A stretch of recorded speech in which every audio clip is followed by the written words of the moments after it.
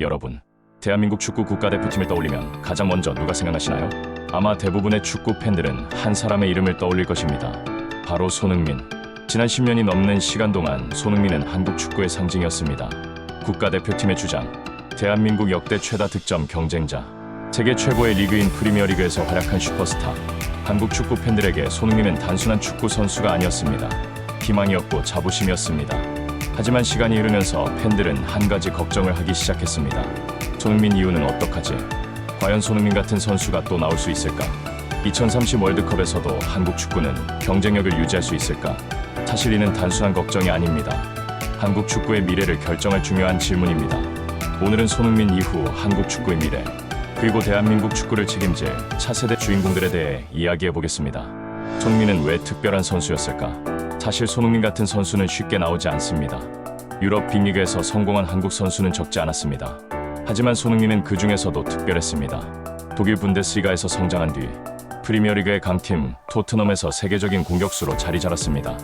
그리고 결국 아시아 최초 프리미어리그 득점왕이라는 역사를 만들었습니다. 이 기록은 아직도 많은 축구 팬들에게 충격으로 남아 있습니다. 월드컵에서도 마찬가지였습니다. 2018 러시아 월드컵, 세계 최강 독일을 무너뜨렸던 추가골, 2022 카타르 월드컵, 포르투갈전에서 황희찬의 결승골을 만들어낸 폭풍 질주. 국가대표팀이 위기에 빠질 때마다 손흥민은 항상 등장했습니다. 그리고 주장으로서 선수들을 이끌었습니다. 그래서 손흥민의 은퇴는 단순히 한 명의 공격수가 사라진 것이 아닙니다.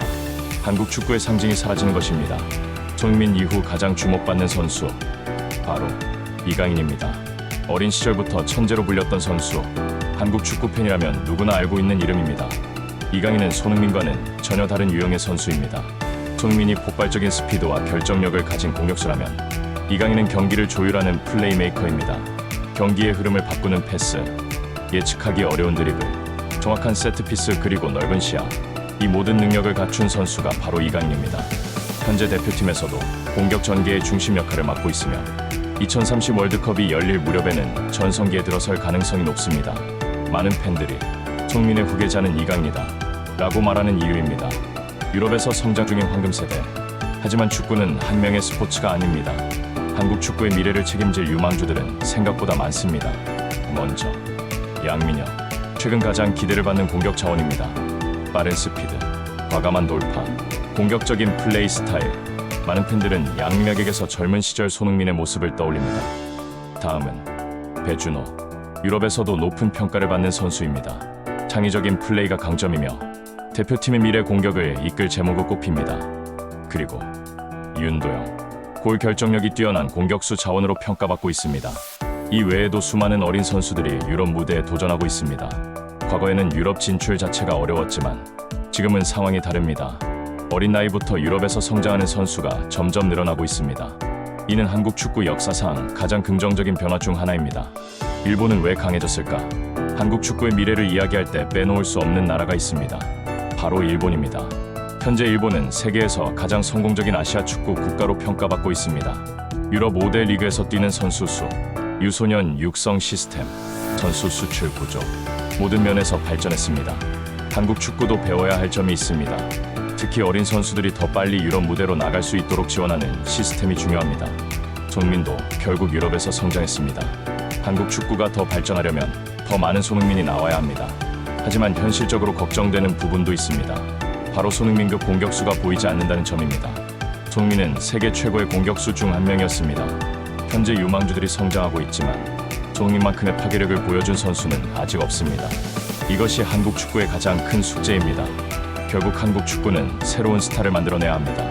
그 스타가 양민혁일 수도 있고 배준호일 수도 있고 아직 이름조차 알려지지 않은 유소년 선수일 수도 있습니다.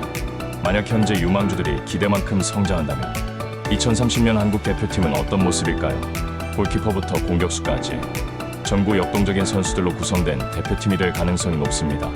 공격의 중심은 이강인, 측면에는 양민혁, 새로운 스트라이커, 유럽파 수비수들, 그리고 성장한 미드필더들.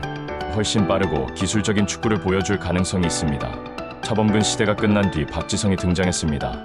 박지성 시대가 끝난 뒤 손흥민이 등장했습니다. 그리고 지금 손흥민 시대의 끝이 조금씩 다가오고 있습니다. 하지만 한국 축구의 역사는 여기서 끝나지 않습니다. 어쩌면 지금 이 순간에도 제2의 손흥민이 성장하고 있을지도 모릅니다. 2030 월드컵에서 한국 축구는 어떤 모습을 보여줄까요? 새로운 황금 세대가 탄생할까요? 아니면 손흥민의 빈자리를 그리워하게 될까요? 여러분은 손흥민 이후 한국 축구를 이끌 최고의 선수로 누가 적합하다고 생각하시나요? 댓글로 여러분의 생각을 남겨주세요. 구독, 좋아요 놓치지 마세요.